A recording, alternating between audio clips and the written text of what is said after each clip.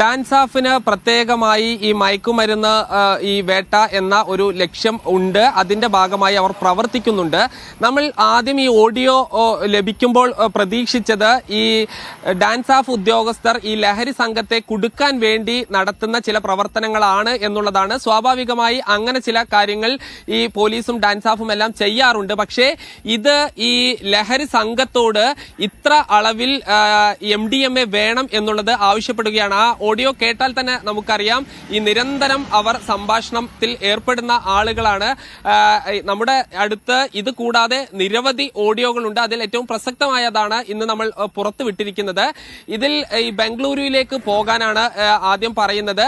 അപ്പോഴാണ് ഇപ്പോൾ ഉദാഹരണത്തിന് മലപ്പുറത്തെ ഒരു പ്രതി ബാംഗ്ലൂരിൽ പോയി ഒളിവിൽ താമസിക്കുന്നുണ്ട്, ഇല്ലെങ്കിൽ അവിടെ ലഹരി കടത്തിൽ പെട്ട് അവിടെ താമസിക്കുന്നുണ്ടെങ്കിൽ അവരെ പിടികൂടാനായി അറസ്റ്റ് ചെയ്യാനായി പോകാം. പക്ഷേ ഇത് അങ്ങനെയല്ല. ഓഡിയോയിൽ തന്നെ പറയുന്നത് ആരാണ്, വയനാട്ടുകാരനാണോ എന്നുള്ളതാണ് ഈ ഡാൻസാഫ് ഉദ്യോഗസ്ഥൻ ചോദിക്കുന്നത്. അപ്പോൾ അതെ, അയാൾ ഉള്ളത് ബാംഗ്ലൂരുവിലാണ് എന്ന് പറയുന്നു. അപ്പോൾ എത്ര അളവ് കിട്ടുമെന്നാണ് ചോദിക്കുന്നത്. അപ്പോൾ MDMA ലഭിക്കുന്നത് 40-50 ഗ്രാം ആണ് എന്നുള്ളത്. അപ്പോൾ തിരിച്ചു ചോദിക്കുന്നത് ഈ 40-50 ഗ്രാമിനായി നമ്മൾ 8 മണിക്കൂർ മെനക്കെട്ട് അങ്ങോട്ട് യാത്ര ചെയ്യേണ്ടതുണ്ടോ എന്നുള്ളതാണ്.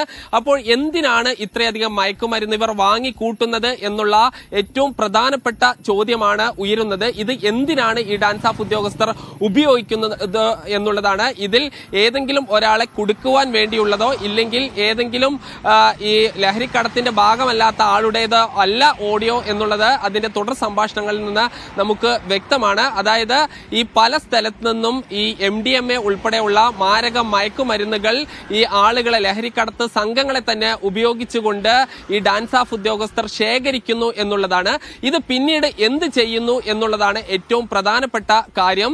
അത് പലതരത്തിലുള്ള ആരോപണങ്ങൾ വരുന്നുണ്ട്. ഇപ്പോൾ ഈ കൊല്ലപ്പെട്ട റിദാനെ കുടുക്കിയത് ഉൾപ്പെടെയുള്ള പല കാര്യങ്ങളും ഡാൻസാഫ് ചെയ്തതാണ് എന്നുള്ള ആരോപണം നിലനിൽക്കെയാണ് ഇത്തരം ഒരു പ്രധാനപ്പെട്ട ഓഡിയോ നമ്മൾ പുറത്തുവിടുന്നത്. അതോടൊപ്പം തന്നെ ഏറ്റവും പ്രധാനപ്പെട്ട ഒരു കാര്യം, ഈ മയക്കുമരുന്ന് കടത്തിനും മറ്റും പോലീസിന്റെ ബോർഡ് കൊടുത്തു എന്നുള്ളതാണ്. അതായത് ഡാൻസാഫ് ഉദ്യോഗസ്ഥൻ നീ എവിടെ എത്തി എന്നുള്ളതാണ് ഈ ലഹരി കടത്തുകാരനോട് ചോദിക്കുന്നത്. എടവണ്ണയിലാണ് ഉള്ളത്, ഈ സുഹൃത്തിന്റെ ഭാര്യ വീട്ടിലേക്ക് പോയതായിരുന്നു എന്ന് പറയുന്നു. അത് പോലീസ് ബോർഡല്ലേ, എത്രയും പെട്ടെന്ന് വരൂ എന്നുള്ളതാണ് പറയുന്നത്. അതായത് ഈ പോലീസിന്റെ ഔദ്യോഗിക ബോർഡ് ഈ കള്ളക്കടത്ത് സംഘത്തിന് കൈമാറി അവരുടെ ഈ വാഹനത്തിൽ വെച്ചു. അതൊരുപക്ഷെ ഈ പോലീസിന് തന്നെ ഈ ഇങ്ങോട്ട് അത് കൊണ്ടുവരുന്നതിന് വേണ്ടി ആയിരിക്കാം ഇത് ചെയ്തിട്ടുള്ളത്. ഇത് കൂടാതെ ഈ കോവിഡ് കാലത്ത് നിരന്തരം യാത്ര ചെയ്തിട്ടുണ്ട്. ഇത് നമ്മൾ ഇന്ന് പുറത്തുവിടാത്ത ഓഡിയോയിൽ ഈ RT-PCR വേണ്ടിവരുമോ, ഞങ്ങൾ പോലീസിന്റെ വാഹനത്തിൽ പോകാം, നിങ്ങൾ എങ്ങനെയാണ് വരിക, RT-PCR വേണ്ടിവരുമോ അതോ ആന്റിജൻ മതിയാകുമോ തുടങ്ങിയ കാര്യങ്ങൾ ഡാൻസാഫ് ഉദ്യോഗസ്ഥൻ ഈ മയക്കുമരുന്ന് സംഘത്തോട് ചോദിക്കുന്നുണ്ട്. പിന്നീട് ഇവർ കോവിഡ് വന്നതിന് ശേഷം ഒരുമിച്ച് പോയ ഈ മയക്കുമരുന്ന് സംഘവും അതുപോലെ തന്നെ പോലീസ് ഉദ്യോഗസ്ഥരും, ഇതിൽ പോലീസ് ഉദ്യോഗസ്ഥർക്ക് ഈ കോവിഡ് പിടിപെടുന്നു. അയ്യോ, ഞാൻ എങ്ങനെയാണ് രക്ഷപ്പെട്ടത് എന്നെല്ലാം തന്നെ ഈ ലഹരി സംഘത്തിലെ ആൾ ചോദിക്കുന്നുണ്ട്. പിന്നീട് തുടർന്നുള്ള സംസാരത്തിലാണ് പറയുന്നത്, എന്റെ സുഹൃത്ത് ദുബായിൽ നിന്നൊരു സാധനം കൊണ്ടുവന്നിട്ടുണ്ട്, അത് തരാം എന്നുള്ളതാണ്. പക്ഷേ നീ ഇപ്പോൾ സ്റ്റേഷനിലേക്ക് വരേണ്ടതില്ല, സ്റ്റേഷനിൽ വന്നാൽ നീ പ്രതിയല്ലേ, നിന്നെ പിടിച്ചില്ല എന്ന് പറഞ്ഞ് അല്ലെങ്കിൽ ഇവിടെ ഒരു ജഗപുക നടക്കുകയാണ് എന്നുള്ളതാണ് പറയുന്നത്. അതായത് ഈ ഒരു തരത്തിലും അത് ഞങ്ങൾ ഇൻഫോർമർ ആയിരുന്നു എന്നവർക്ക് പറയാൻ കഴിയില്ല, അത് പ്രതിയാണ് എന്ന് തന്നെ ഡാൻസാഫ് ഉദ്യോഗസ്ഥൻ തന്നെ അത് ആ ഓഡിയോയിൽ സമർത്ഥിക്കുന്നുണ്ട്, സ്ഥിരീകരിക്കുന്നുണ്ട്.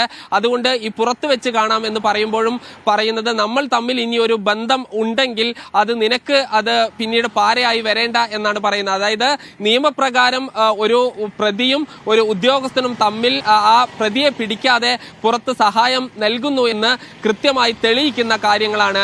ഏറ്റവും പ്രധാനപ്പെട്ട ചോദ്യം, എന്തിനാണ് ഈ മയക്കുമരുന്നുകൾ ഇത്രയധികം വാങ്ങിക്കൂട്ടുന്നത്? കേരളത്തിന് പുറത്തുനിന്ന് വരെ എന്തിനാണ് ഇങ്ങോട്ട് ഈ മയക്കുമരുന്ന് കൊണ്ടുവരുന്നത് എന്ന വളരെ പ്രധാനപ്പെട്ട ചോദ്യമാണ് ഉയരുന്നത്. സുജിത് ദാസ് SP ആയിരിക്കെയാണ് കേരളത്തിനകത്തു നിന്നും പുറത്തുനിന്നും ഈ രീതിയിൽ വലിയ തോതിൽ മയക്കുമരുന്ന് പോലീസ് വാങ്ങിക്കൂട്ടിയിട്ടുള്ളത്.